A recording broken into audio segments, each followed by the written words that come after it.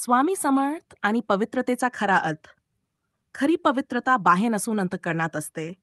जो मनाने शुद्ध आहे तोच स्वामी समर्थांचा खरा भक्त आहे. नमस्कार. स्वागत आहे कृपा सिंधू स्वामी समर्थ या आपल्या भक्तिमय यूट्यूब चॅनेलमध्ये. आज आपण ऐकणार आहोत स्वामी समर्थांची एक प्रेरणादायी कथा, जी तुम्हाला शिकवेल की पवित्रता ही मनाची असते, शरीराची नव्हे. काही रूढी, परंपरा आणि अंधश्रद्धा आपण पिढ्यानपिढ्या पाळत आलो आहोत, पण खरा अध्यात्म म्हणजे स्वच्छ मन, निर्मळ विचार आणि प्रेमभाव.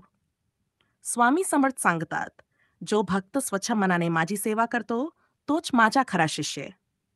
सत्री ही अपवित्र कधीच नाही, ती साक्षात महालक्ष्मीचे रूप आहे. माणसाचे बाह्य रूप महत्वाचे नाही, तर त्याचे आंतरिक शुद्ध विचार महत्वाचे आहेत. अंधश्रद्धांपेक्षा श्रद्धा महत्वाची. स्वामी समर्थांना पवित्र मनाचे भक्त हवे असतात. तुम्ही कधी विचार केला आहे का? स्त्रीला मासिक पाळी आली तर ती अपवित्र ठरते का? खरंच शरीराने अपवित्र असणे म्हणजे काय, की मनाने अपवित्र असणे अधिक धोकादायक आहे? आज आपण जाणून घेऊया स्वामी समर्थांची एक अद्भुत कथा, जी तुमच्या मनातील संभ्रम दूर करेल. गोविंदची अंधश्रद्धा. एके दिवशी गोविंद नावाचा भक्त अक्कलकोटमध्ये स्वामी समर्थांच्या सेवेसाठी आला. तो निस्सीम भक्त होता. रोज नित्यनियमाने स्नान करून, शुद्ध वस्त्र परिधान करून स्वामी समर्थांची पूजा करायचा. पण त्याच्या मनात एक मोठा गैरसमज होता. तो मानायचा की मासिक पाळीच्या काळात स्त्रिया अपवित्र असतात आणि त्या काळात त्यांना स्पर्श करणे ही पाप आहे. त्यामुळे तो त्या काळात आपल्या पत्नीला दूर ठेवायचा, आईशी बोलायचा नाही आणि बहिणीच्या हातून पाणीही प्यायचा नाही. त्याला वाटायचं, यामुळेच मी शुद्ध राहतो आणि स्वामी समर्थ माझ्यावर प्रसन्न राहतात. स्वामी समर्थांची परीक्षा. एका सकाळी गोविंद नेहमीप्रमाणे स्वामी समर्थांच्या दर्शनाला गेला. नमस्कार करताच स्वामी समर्थांनी त्याच्याकडे बघितलं आणि मन स्मित करत म्हणाले, बाळा, तू रोज पूजा करतोस, पण तुझ्या मनात खरोखरच शुद्धता आहे का? गोविंद थोडा गोंधळला. तो म्हणाला, स्वामी, मी रोज शुद्ध स्नान करूनच तुमच्या चरणी येतो. मी कधीही अपवित्र ठरत नाही. हे ऐकून स्वामी समर्थ हसले आणि त्यांनी त्याला एक कार्य करण्यास सांगितले.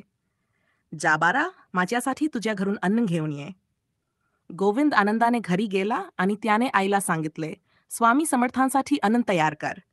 पण त्याच्या आईने उत्तर दिले, बा, आज तुझ्या बहिणीला मासिक पाळी सुरू आहे, त्यामुळे मी स्वयंपाक केला तर ते अन्न तुला चालणार नाही. हे ऐकून गोविंद संतापला आणि म्हणाला, होय, हे अन्न पवित्र ठरेल. मी दुसऱ्या कोणाकडून तरी अन्न मागून आणतो. स्वामी समर्थांचा अद्भुत उपदेश. गोविंद दुसऱ्या घरून अन्न घेऊन स्वामी समर्थांकडे आला. स्वामींनी ते पाहिलं आणि त्याच्या डोळ्यात डोळे रोखून विचारलं, बाळा, तुला कसं कळलं की तुझ्या घरचं अन्न अपवित्र आहे? गोविंद म्हणाला, स्वामी, माझ्या घरात मासिक पाळी असलेल्या स्त्रीने स्वयंपाक केला असता तर ते अन्न शुद्ध राहिले नसते. हे ऐकून स्वामी समर्थ हसले आणि त्यांनी गोविंदच्याहून ते अन्न घेतलं, पण खाताना ते थोडंसं जमिनीवर पडलं. स्वामींनी ते उचलून खाल्लं. गोविंद घाबरून म्हणाला, स्वामी, ते अन्न जमिनीवर पडलं, आता ते अपवित्र झालं. स्वामी समर्थ शांततेने म्हणाले, बाळा, मग ही पृथ्वी देखील अपवित्र झाली का? कारण हजारो लोक तिच्यावर चालतात, धूर उडते, पाऊस पडतो. गोविंद विचारात पडला. त्यानंतर स्वामी समर्थ पुढे म्हणाले, मासिक पाळी ही स्त्रीच्या शरीराची नैसर्गिक प्रक्रिया आहे. जशी पृथ्वी अपवित्र होत नाही, तशीच तीही अपवित्र होत नाही.